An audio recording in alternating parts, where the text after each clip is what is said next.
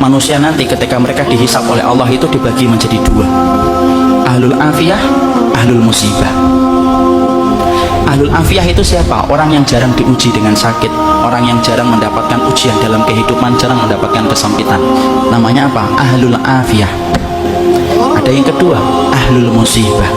Ahlul musibah itu siapa? Orang yang hidupnya banyak sakitnya, banyak ujiannya, kesempitannya, kesulitannya. Itu namanya ahlul musibah.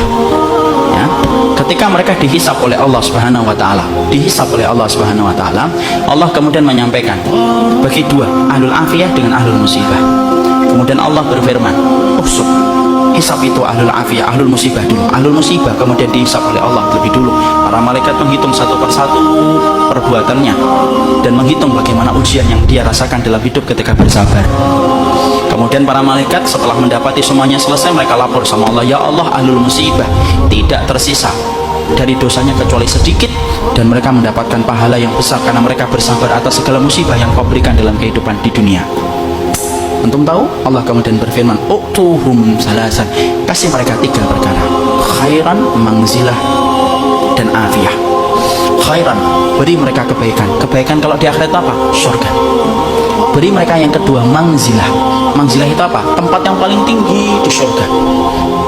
Tempat itu tidak bisa diperoleh dengan sholat, tempat itu tidak bisa diperoleh dengan sedekah, tempat itu tidak bisa diperoleh dengan haji dan umrah. Tempat itu hanya bisa diperoleh bagi orang yang mereka diuji oleh Allah dalam hidupnya dan dia bersabar.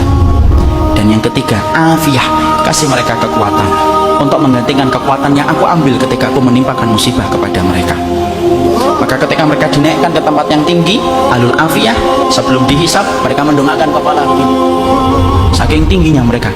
Dan ketika mereka melihat kedudukan ahlul musibah semacam itu, mereka sebelum dihisab berkata kepada Allah, "Ya Allah, kalau kami ngerti di balik setiap ujian seberat ini Engkau mengganti setiap kesulitan mereka, tolong ya Allah hidupkan kami lagi, lalu kasih kami ujian, potong-potong daging kami, daging-daging yang kecil, kami sabar untuk merasakan itu sampai mati, supaya kami mendapatkan 3 yang Kau janjikan kepada ahlul musibah saudara-saudara kami."